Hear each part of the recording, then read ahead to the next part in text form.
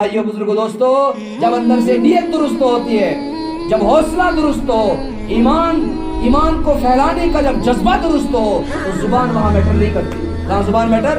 वो तुर्किस्तानी, और ये क्या है? ये था खुदिस्ती जबान बोलने वाला, उसने आजान दी, इसके ऊपर असर हो गया और इसको अल्लाह ताला ने इस्लाम की दौलत दे दी। जुबान तो नहीं करती। तो मेरे भाइयों बुजुर्गों दोस्तों, वही कश्मीर फिर मेरे और आपके हवाले हो। जिस कश्मीर में आज आप देख रहे हैं कत्ल गारत आम है, चरस आम है, रिश्वत आम है, सूद आम है, माँ बाप के साथ दुश्मनदारी पे लड़के जवान अड़े हुए हैं, नाफरमानी की हद हो चुकी है। परसों का एक वाकया सुनने में आया, दो वाकया में सुना दूंगा। एक वाकया ये कि सोपोर में एक लड़का था, मेरा आपका बेटा, मेरा आपका भाई, मेरा आपका दोस्त, आप ख्याल रखें अपने घर पर। इन मजलिसों का यही मकसद है कि यहाँ से हमारे जवान कुछ लेकर जाएं, हमारे जवान कुछ लेकर जाएं, हमारी माएँ बहनें जो घरों में सुन रही हैं वो कुछ लेकर जाएं। क्यों? माहौल बहुत बिगड़ रहा है, माहौल बहुत बिगड़ रहा है, हालात बहुत बिगड़ रहे हैं। आज का बाप जालिम बन चुका है, आज की माँ जालिम बन चुकी है, आज का बेटा जालिम, जवान जालिम, आज का पड़ोसी जालिम, आज की सास जालिम, आज की बहू जालिम। क्यों? ईमान की कोई फिक्र नहीं। किसके पीछे लगे?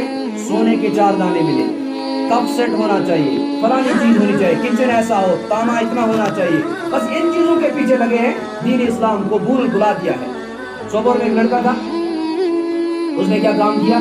बाप ने 2 कनाल जमीन बेची। ख्याल रखना कहीं तुम्हारे घरों में ऐसे सांप ना पल रहे हो, ख्याल रखना कहीं तुम्हारे घरों में ऐसे अजदहे ना पल रहे हो। मेरे भाइयों बुजुर्गों दोस्तों, इंसान को सबसे बड़ी दुनिया में जो चीज है, मुश्किल से मुश्किल चीज, वो है इंसान को तरबियत करना। वो क्या है? वो इंसान को, मौलवी साहब जो बोल रहे थे, तरबियत पे बात कर रहे थे, तरबियत सबसे मुश्किल चीज है। इंसान जब गिर जाता है तो अल्लाह ने उसे कहा कि ये तो गड्ढे से भी बदतर है, जानवरों से भी बदतर है। क्यों?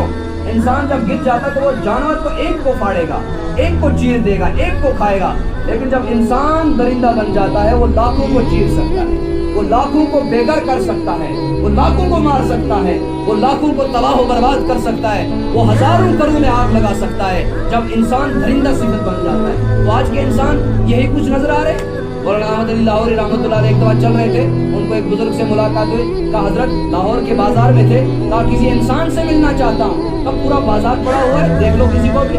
हजरत लाहौरी फरमाते हैं उस बुजुर्ग ने अपनी पगड़ी उठाकर मेरे सर पे जो रखी, टोटल मुझे लाहौर के बाजार में 2 या 3 आदमी इंसान नजर आए, बाकी सारे जानवर थे। कोई खंजीर था, कोई रीछ था, कोई भालू था, कोई कुत्ता था। जब दस्तार सर से उठा ली तो पूरा बाजार फिर से इंसानों से भरा पड़ा। इसको शेखुल आलम ने कहा कि शक्ल चूस इंसान मगर इंसानियत निश बेखबर। शक्ल मेरी इंसानों जैसी है, लेकिन इंसानियत से मैं बेखबर हूँ। इंसानियत का मुझे पता नहीं है कि इंसानियत, हमने इस्लाम को बदनाम कर दिया है। इस्लाम तो ये था कि रास्ते से तकलीफ दे चीज को उठाओ, लेकिन हम रोड पे ही डाल देते। घर से कचरा लाएं, गोबर लाएं, गंद लाएं, रास्ते को बंद करना, रास्ते पे इन गंदी चीजों को डालना। 10-10 दिन हमारे दरख्त गिरे होते हैं सड़कों पर। इस्लाम ने एक रूल बनाया, एक कानून बनाया कि सबसे छोटा अमल जो इस्लाम है, यानी कि अजर उस पर बहुत ज्यादा है, लेकिन सबसे छोटी सुन्नत जिसको तस्वर किया जाता है वो क्या है कि रास्ते से तकलीफ दे चीज को हटाना, लेकिन हम उसी रास्ते में डालते हैं। हम क्या करते हैं?